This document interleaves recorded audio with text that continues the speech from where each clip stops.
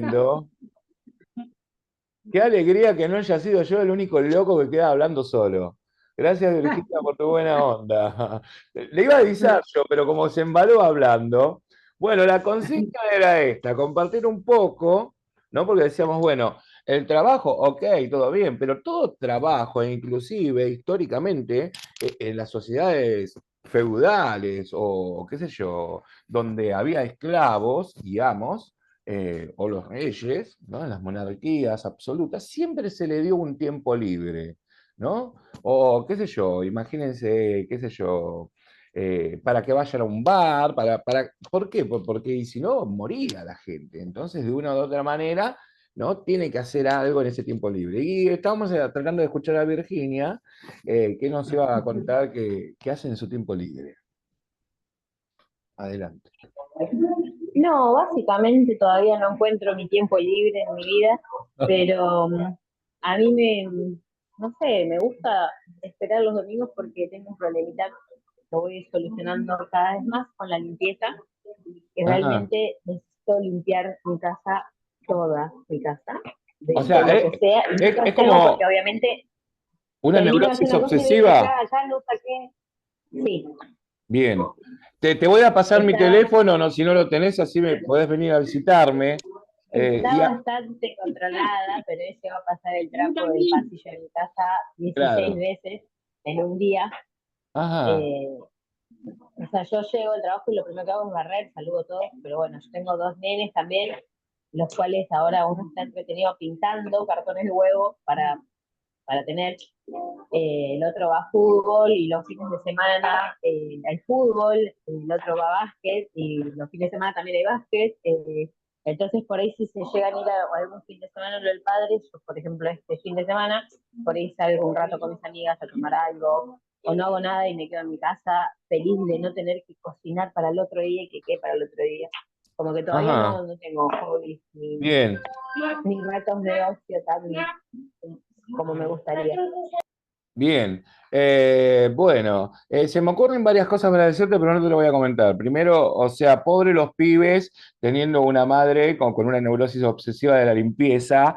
Déjalos vivir, ¿sí? Porque no hay nada más lindo que los pibes sean Ellos me enseñan a sucios, mí, claro. así Y que a bueno. veces se da palo porque eh, me dice, no, me sale con esta remera, yo me la puse ayer, bueno, ya está, y yo tipo estoy aprendiendo a que elijan, Bueno, a metele como, porque tenés dos pibes y algunos se habrá cagado encima y bueno, y calculo que esa parte no sé cómo la toman ustedes en esto. Y otra cosita que también imaginaba, cómo habrás vivido la época de la pandemia, ¿no?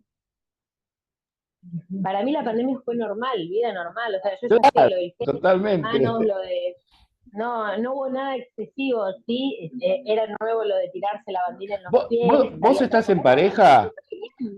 ¿Vos más Bueno, o no menos, importa, no importa.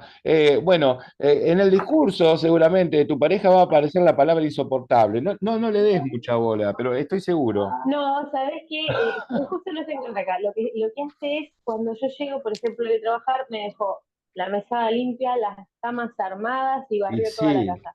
Y yo ya con eso llego y yo ya soy feliz. Y ya no le imagínate, costó nada. imagínense, chica, qué conflicto que puede ser que le deje comida todo sucio, ¿no? Calzoncillos tirados, ropa. No, No, me ha no, pasado olvidate. que barren y yo estoy mirando el piso y yo digo, no, barriste y barro sobre lo que barrí y le muestro la mugre que se te, ¿entendés? O sea, le muestro, mirá, viste que barriste mal. Bueno, Pero bu- también estoy aprendiendo a dejar que el otro haga como le sale al otro y no como yo quiero, pero bueno, todo un bueno, tema. la vida es un aprendizaje. Muy bien. Bueno, ¿por qué yo les hacía esta pregunta a ustedes? Porque, ¿qué haces que te dé placer? Bueno, ojo, porque también, ¿qué haces que te dé placer? Pero también puede ser que el exceso, acuérdense que yo he hablado de los excesos, ¿no? Porque así es como entender también la salud y la enfermedad. ¿Qué es la enfermedad? El exceso de salud. Fíjense esto, ¿no?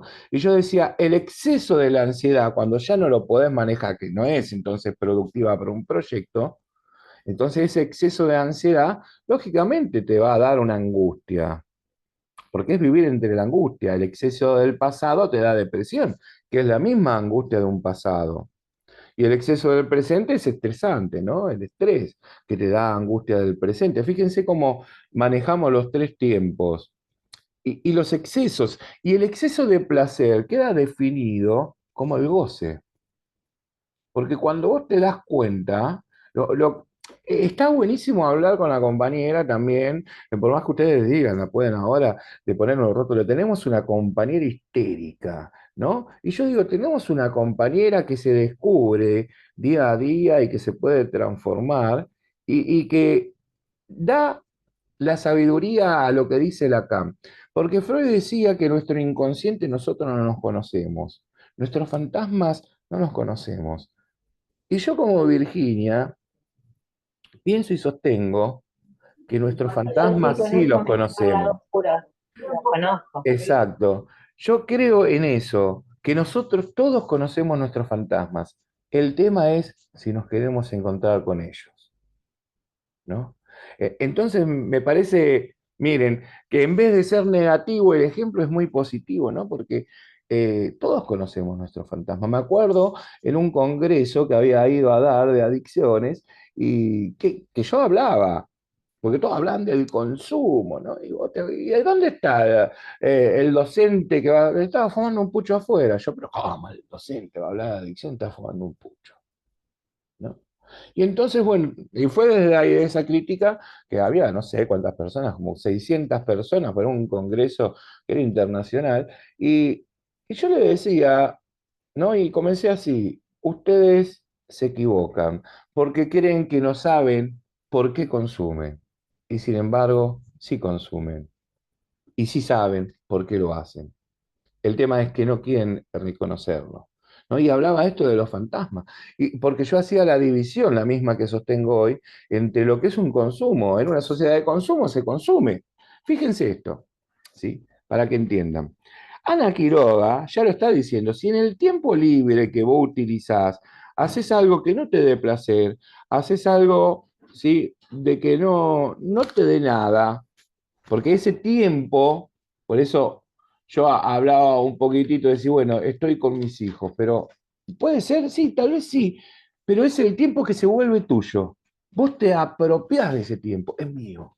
Bueno, mío, tal vez para mí, mío y de mis hijos, mío y de mis animales, mío y de mi deporte, en aquello que a mí me pueda dar placer. Ahora, hay un conjunto de gente que vos decís, el tiempo libre tiene que ser libre de producir, o sea, salir del sistema productivo, diría Marx, ¿no? Por eso me apropio, porque en el sistema productivo soy esclavo del otro. ¿Se va entendiendo? En el sistema productivo tengo una relación de dependencia, dicen, para no ser esclavo del otro. Dependo del tiempo, de la maquinaria. El tiempo me apura. Me dice, dale, le tenés que meter pata, tenés que llegar a las 8. Hay una orden, una moral, una ética, un sistema de normas. Y en el propio tiempo, cuando me apropio y el tiempo entonces es propio, ahí comienzan mis fantasías. Ahora, el problema es si me quedo en mis fantasías. Melanie Klein decía que lo que puede, ¿no? Después modificando, pero en realidad decía que lo que puede salvar a la humanidad es la creatividad. Y es esto, pasar de la fantasía a la creatividad, pintar cajitas de huevo, ¿no? Entonces, aquí es donde nos diferenciamos de la locura a locura en la psicosis, porque la psicosis se queda en su tiempo apropiado, libre y propio, ¿sí? Propio, pero a la vez instituido, porque las instituciones instituyen ese tiempo. Dicen ellos cuál es tu tiempo, como en un sistema carcelario, en un sistema militar, ¿a qué hora te bañas? No, ¿no? Entonces las instituciones ponen un tiempo instituido, uno no lo puede modificar, pero aún así te dejan vagar, decía Carotti, en la inconsistencia, pero te apropias de ese tiempo, pero para fantasear, y no sos creativo. Y esa es la locura, ¿no? Te quedás en la fantasía. y alucinás y vivís en un delirio, contrariamente a lo que es la realidad. Y entonces, no podés ser un portavoz de decir este sistema de mierda. No, porque estás adaptándote pasivamente. Como tantos de nosotros nos adaptamos en el área pedagógica, aprendiendo matemática, Pitágoras, ¿no? Y tantas cosas, que el sábado le daba un ejercicio de hallar el valor de X, pero lo puse en cateto y después les dije, le di la consigna, que me lo pongan entre variables, ¿no? Y me miraban así. ¿Se dan cuenta? Entonces ustedes no tenían la educación que plantaba Freire, ¿no? Freire planteaba una educación libertadora, en círculo, y que te sirva para algo. Entonces nosotros fuimos a un sistema educativo en donde aprendimos matemática para salir corriendo de ahí. Física y química porque nos explicaron Pitágoras, pero nadie sabía que era para hacer las puntas, ¿no? Las puntas exactas de los triángulos rectángulos. Entonces no había aplicación en la realidad. Era un aprendizaje tal cual como Piaget lo decía, por más que le guste mucho a Piaget. Piaget dice que el medio, lo externo, influye tanto de tal manera que el niño se debe adaptar.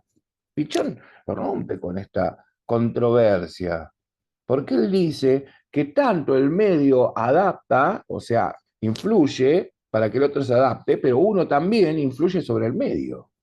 Es un sujeto producido y productor. Entonces habla de un feedback. Y esta es la relación dialéctica entre sujeto, ¿sí? Medio ambiente o mundo externo, y sujeto con su mundo interno. ¿Por qué digo esto? ¿Cuáles serían las dificultades también que desde, desde esta autora, ¿sí? Y desde Pichon Rivière, marcaría el tiempo ocio, ¿no? Marcaría ese tiempo libre. Y bueno, uno es el consumo. ¿El consumo de qué? De lo que quieran, de chicle, no sé. El consumo de algo. Pero adaptemos los años 70 a los 2025. Al comienzo de la pandemia que ha marcado un antes y un después, y la finalización, aunque no ha finalizado. Yo por eso doy las clases, porque permiten, como ciertos ataques de pánico, desconcentrarme de mis propios síntomas. Y se dieron cuenta cómo me voy fortaleciendo porque me olvidé. Y ya casi ni toso. ¿Ven? Porque tengo mi centro de interés en ustedes y en lo que estoy diciendo. Y ya no me preocupa mi fiebre. Aprendan entonces esto, ¿no? Como en los ataques de pánico. Hay que hacer algo para desconcentrarme de lo que me está pasando. Siento que me muero, sí. Siento que me vuelvo loco, sí. Pero voy a pensar en otra cosa. Yo Sí. limpio, Bueno, me desconecto limpiando. ahí puede ser, ¿no? Esa desconexión. Y es algo productivo. Entonces, los fantasmas de uno a veces, ¿sí? Son defensivos de otros que son peores. Complejo, pero se entiende, ¿no? Como vos, por ejemplo, Jessica le encanta el fútbol y se mete en ese mundo, ¿no? Es un mundo, yo le digo, son nuestros mundos autistas y en donde pongo el autismo, ¿sí? No como una condición, sino como un estado que permite y tengo que utilizarlo para alejarme de lo intolerable de la realidad. Bueno, estamos en contra del mundo, ¿vieron? Entonces, ¿cuáles son las dificultades? Primero el consumo, consumir cualquier cosa. Pero en los 2025, que nadie hubiese imaginado, ¿sí? El consumo es sobre todo un consumo marcado por la IA, marcado por la inteligencia artificial, marcado por las redes, marcado por consumir Facebook, consumir Instagram, videitos, ¿no? ¿Quién no lo hace? Ese es el consumo. En nuestras adolescencias tenemos el máximo consumo de todo eso, ¿no? Las series interminables de 4.800 capítulos y todas estas cosas es, ¿no? Un consumo. Y es un consumo. Porque hay tenía un vecino que murió, que él decía que, bueno, en el COVID real nos ponían unos chips y íbamos a hacer instrumentos tecnológicos y todo el mundo se cagaba de risa. Hoy dudo, ¿sí? De esto, porque verdaderamente hay industrias del tiempo libre, podríamos decir. Industrias que se dedican, ¿no?, a que uno consuma. Decía, hablando del negro Dolina, me acordé de cuando daba la charla sobre el espejo. Dice, bueno, porque qué lindo cuando uno se ve al espejo, ¿no? Y dice, bueno, bueno, como decía Cacho Castaña, ¿no? Cuando era joven miraba al espejo y ahora evito los espejos. Y entonces el negro dice, bueno, mientras que el espejo refleja tu imagen y uno de pronto dice, bueno, soy esto, y comienza a quererse, ¿no? Y comienza a ser así, y se ve así morocho. Dice, bueno, qué lindo morocho. Pero ¿qué pasaría si el espejo mañana te levantás y sos rubio, de ojos verdes, ¿no? Fíjense que Lacan también utiliza esto, con el niño que ve el espejo, esa fase del espejo, ese estadio del espejo, y dice, ¿quién carajo es aquel, no? Piensa, y llora, y se pelea. Pero el negro dice algo más lindo de las industrias, y dice, para mí, que hay gente que le gusta deformar la realidad. Y entonces vieron, ves espejos que te agrandan, que te engordan, otros que te hacen, te encogen, ¿no? Y él habla ahí en una metáfora y metonimia de entrar en un mundo de los espejos. ¿Vieron esas casas llenas de espejos que te deforman el autoconcepto? ¿No? Con lo cual nosotros podríamos pensar en la bulimia, en la anorexia, en todas las condiciones externas e internas que pueden traernos un trastorno de identidad. ¿Quiénes somos verdaderamente? ¿Somos los que somos? ¿Somos lo que queremos ser? ¿Somos lo que hicieron de nosotros? Pasé por varios puntos. No importa. Pero piensen esto, ¿no? Entonces, cuando uno es partícipe, pero no de alguna manera crítico, se convierte en un espectador pasivo de la realidad. Y no hace una crítica, sino que está ahí. Las nuevas adolescencias son natos tecnológicos. Y cuando están en ese mundo, quedan en el mundo y parece un mundo, ¿sí?, en donde no se produce. Pero ni siquiera, o sea, porque hay una producción de placer, pero cada vez el exceso de placer se vive como goce porque le duele, ¿no? El otro día miraba a alguien que había quedado con una parálisis por jugar a la Play y quedaba con el mismo movimiento, ¿no? Un adolescente. Entonces, ese es el exceso, ¿no? Eh, Dejando de ser un sujeto protagonista, porque ni siquiera es protagonista, sino un espectador.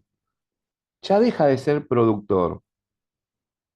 Entonces yo pensaba, desde aquí, a esta crítica, hay sujetos que son emergentes pasivos, a estos que le da paja vivir,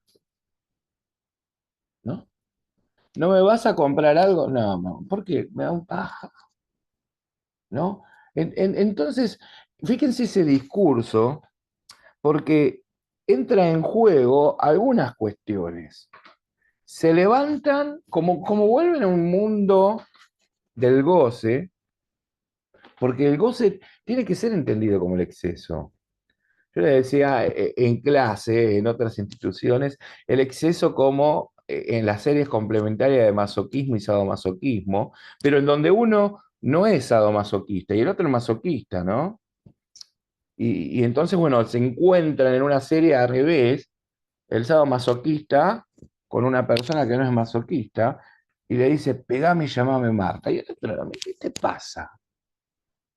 Bueno, ahí está el goce, ¿no? El goce tiene que ver con poner el cuerpo y que el cuerpo te duela. ¿Qué permitís con el cuerpo? El cutting, cuando termina haciendo un acto, un acting recurrente, es decir, repetitivo, que ya no es que el dolor de tu corte pueda tranquilizar tu dolor del alma. No, pelota, tengo los brazos todos cortados y me duele. Y lo seguís haciendo. Entonces hay goce. Ustedes deben comenzar ya en este segundo año a poder observar. Nuestro método cambia de la psicología social. Es este método dicho por 4 o 5 palabras. Observación, observación, análisis, crítica, dialéctica, clínica. Observación analítica, crítica, mente, dialéctica, analítica. Ese es nuestro método. En estas 5 palabras, observamos, que no es lo mismo que ver, que no es lo mismo que mirar, es más intenso, hay una observación, hay un punto donde nosotros conscientemente vamos, ¿para qué? Para analizar. Miren cómo voy dando vuelta porque no hay un orden. Comienzo a analizar, significa esto, desmontar, desnaturalizar, significa deconstruir. ¿Qué es un síntoma? Es un conjunto de síntomas. Entonces, para analizar ese significante, como si leyeron el programa, lo tienen, ¿no? El programa, yo le puse mentira a la verdad. Yo a vos, bueno, puede ser.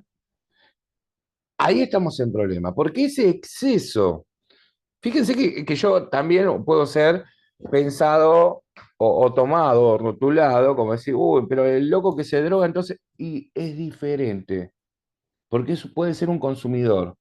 Pero si se la pasó, o sea, el fin de semana se la dio en la pera y sigue en la repetición, hay un exceso. Entonces pasa un consumo problemático. Y en algún momento va a tener una categorización de necesidades. Va a poner la droga por encima de todo. Y entonces va a ser un adicto. Porque hay una dependencia, Bill. ¿Entendés lo que te digo? Entonces vos tenés que ver ese nivel de exceso. Puede ser que algún día los tenga. Y bueno, sí ahora, cuando eso es recurrente y vos decís, bueno, por lo que a mí me está defendiendo, en realidad me está doliendo mucho, entonces estás en problemas. Pasa del placer de poder hacerlo al placer o al displacer de no poder hacerlo. En una neurosis, ¿no? Más allá de las neurosis histéricas y demás, vamos a poner en una neurosis histérica por el hecho de ser hipocondríaco y enfermarse, se relaciona mucho con lo obsesivo. Y lo obsesivo tiene que ver con esto. Por ejemplo, ¿no? Podría dar un ejemplo de mi madre lavándose las manos hasta sacándose los pedazos de piel, y vos mirabas así. Sin embargo, más allá del dolor, no podía dejar de hacerlo, porque sentía más dolor si lo dejaba de hacer. Esta es la parte del análisis. Porque ahí entonces lo real que observamos en observación directa y empírica es que tiene agujeros, la señora se está lastimando. Pero vayamos al plano imaginario. ¿Por qué no lo puede hacer? ¿Qué hay en la instancia imaginaria para hacer el análisis crítico? ¿Qué toma imaginariamente? ¿Qué piensa? Ahora vayamos a lo simbólico. ¿Qué pone en su lugar? Porque obviamente, ¿no? El cuchillo en una fobia, el que le tiene fobia a un cuchillo, no es el cuchillo, sino que la cantidad de energía, el quantum energético, se ha fijado en la materialización de un cuchillo, convirtiéndolo en una fobia, y que pronto se va a desplazar a cualquier objeto cortante. No es el cuchillo. Sí, Sería como lo que representa ese cuchillo para la persona. sí, por ejemplo, una situación de violencia. O sea, el significante que a ustedes le van a decir, nosotros a la gente le damos el supuesto saber, le decimos, yo te creo. Por eso salimos nosotros, y voy a mezclar con los discursos porque nos vamos a ir a la mierda con el tiempo. El discurso de amo, nosotros no lo podemos hacer, porque nosotros no tenemos el supuesto saber. No somos amos, no le vamos a dar consejo. Va a decir, doctor, ¿qué tengo? Dígame usted, señorita psicóloga social clínica, no me pasa esto, ¿qué tengo? Y usted tiene, no, eso se lo dejamos, qué sé yo, a los sabios, a los curanderos, ¿no? Y también tampoco somos del segundo discurso lacaniano, universitarios. Sí, tenemos una base teórica muy fuerte, ¿no? Y estudiamos esto, y bienvenido sea, pero en la asistencia, nosotros no somos universitarios. No vamos con el librito y la Biblia en la mano. ¿Qué tengo que hacer? Como muchas veces trabajamos con lo cognitivo-conductual, por ejemplo, en el acompañamiento terapéutico, lo cual yo lucho mucho. ¿Por qué nos paramos en el lugar del saber? ¿Qué tengo? No sé, decímelo vos, si es tuyo lo que tenés. Y que, Claro, yo digo, perdón, sí, dale, yo digo, hay que trabajar con esa situación, identificarla mediante la observación, ¿no? exacto. Trabajar con esa, lo que nosotros identificamos para que esa persona pueda revertirlo y no se sienta así, no porque nosotros sabemos lo que tiene, sino que en base a los datos que recopilamos, ver cómo podemos hacer para brindar herramientas y que eso se revierta, digamos, ¿no? Sí y no. O sea, la observación permite visualizar. ¿Qué visualizás vos? ¿Cuáles son los obstáculos epistemológicos, es decir, lo emocional y lo sentimental que tiene la persona, y los obstáculos, ¿sí? Epistemofílicos? O sea, perdón, lo dije al revés, epistemológico, que tiene que ver con los conocimientos, los miedos, ¿no? Y todas estas cuestiones, y epistemofílico, que tiene que ver con las emociones, sentimientos y los afectos. Nosotros lo visualizamos, tratamos de hacérselo visualizar. Cuando la persona lo visualiza, ¿sí? Nosotros vamos a abrir como una caja de herramientas en donde tenemos técnicas, estrategias, ¿sí? Y se la vamos a ir brindando, pero no le vamos a dar las herramientas para que pueda hacer algo, sino que las herramientas vienen de la persona. O sea, vamos a usar nuestras técnicas para que la persona descubra qué hacer, porque nosotros no le podemos decir, no, seríamos consejeros, andá y hacer esto. Sí, claro que podemos usar algunas técnicas, lo cognitivo-conductual, bueno, de decime en qué situación vos durante la semana te sentiste mal. ¿No? Hablando del duelo, ¿por qué no digo duelo normal? Porque, por ejemplo, no es esperable un acompañamiento terapéutico en el duelo. Entonces, si decimos un duelo esperable, se lo puede acompañar porque tal vez se ha excedido de depresión. Y entonces, bueno, ahí lo acompañamos. Pero fíjese esto, nosotros, por eso te digo sí y no, porque le vamos a brindar posibilidades, le vamos a abrir un abanico, pero la persona tiene que elegir, la persona tiene que encontrar adentro suyo, por eso es la psicología del alma, ¿no? Adentro suyo, hacer un mecanismo de introspección, catártico, decir, y si hago esto, probalo.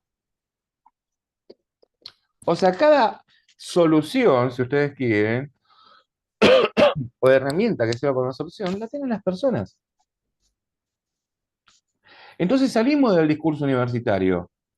Ahora, hay otro discurso que es el discurso histérico, que sería también, ¿no? Que lo van a ir viendo ustedes, el discurso del síntoma que no para. Y ahí, bueno, viste, estamos complicados.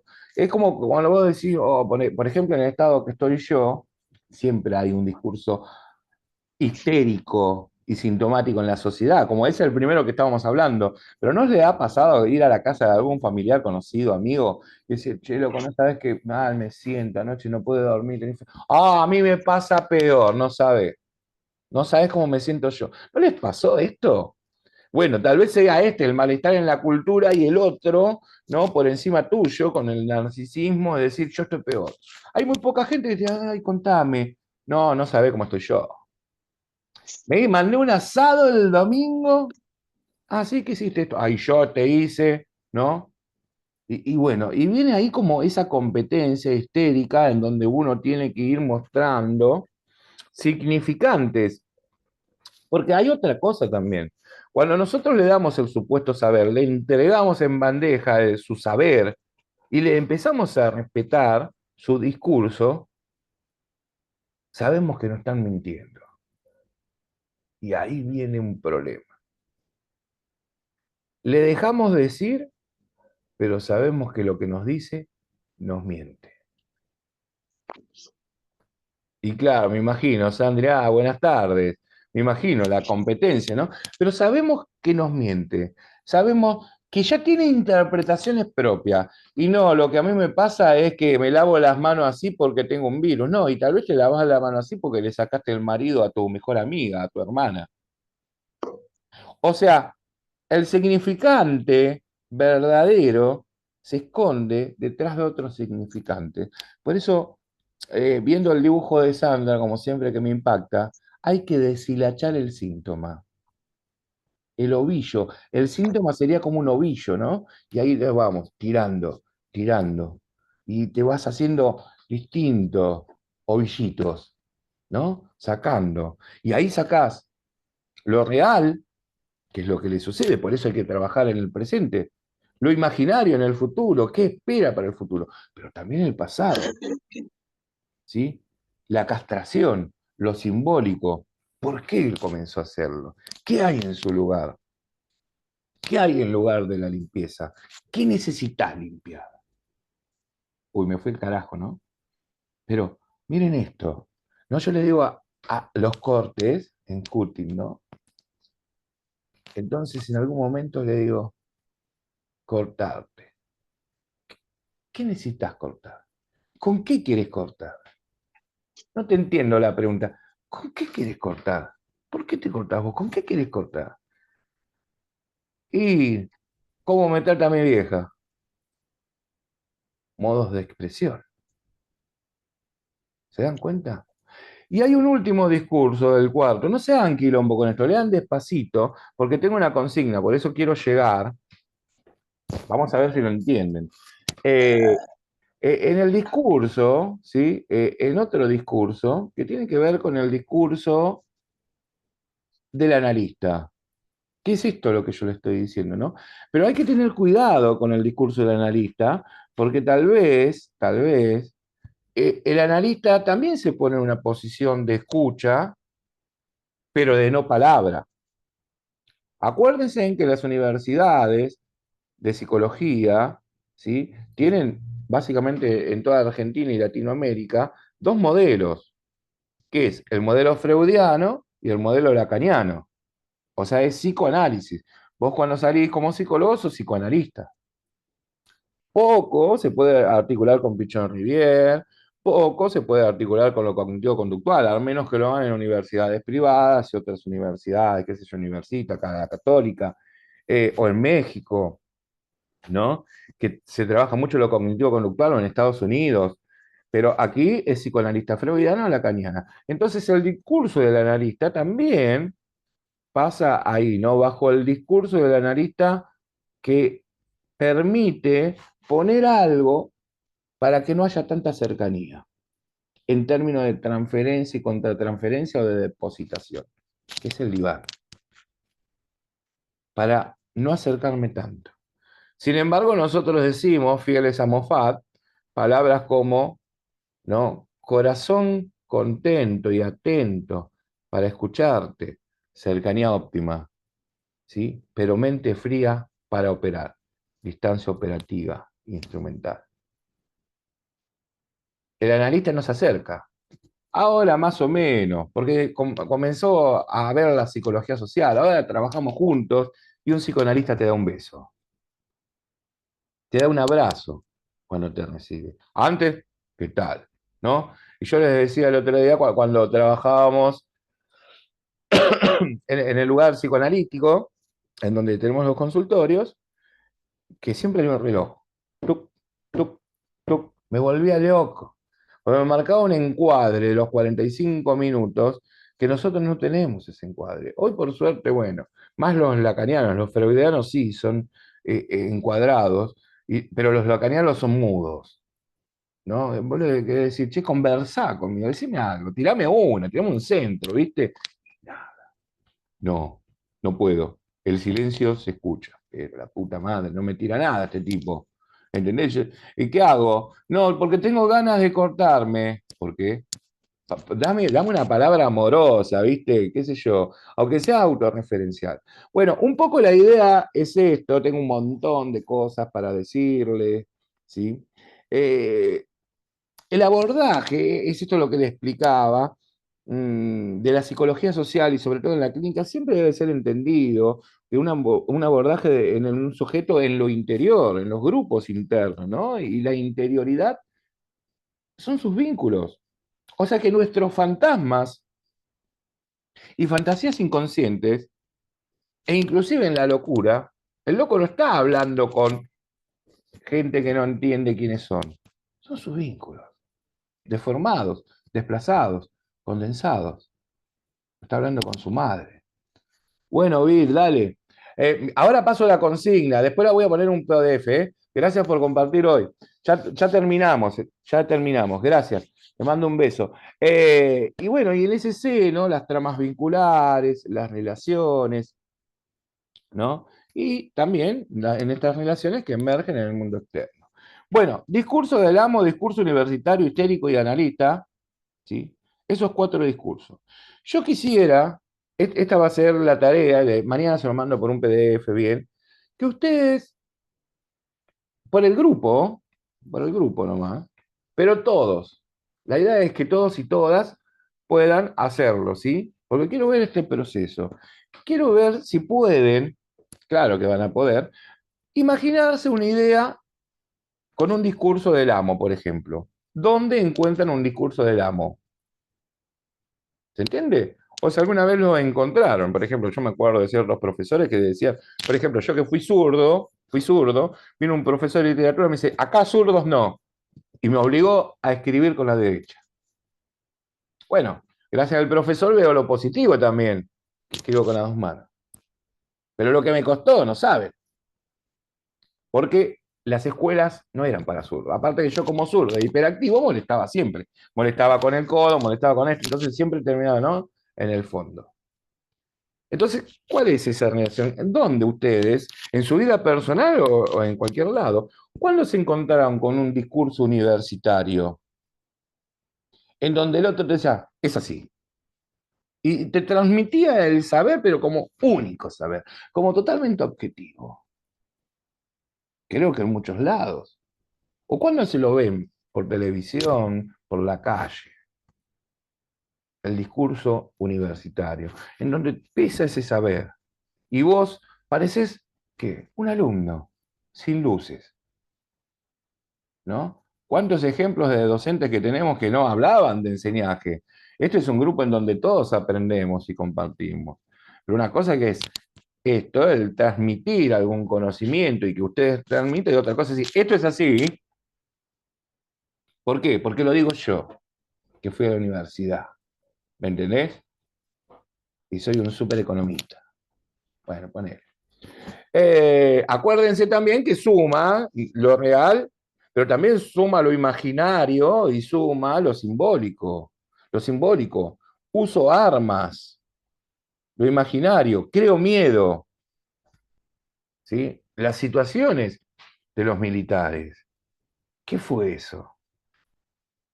Era del amo y universitario. Y vamos que terminamos. El discurso histérico. Bueno, el discurso es desde el síntoma. Es muy importante ver la gestualidad también, ¿no? De los síntomas. Porque ahí vamos a las áreas, ¿se acuerdan?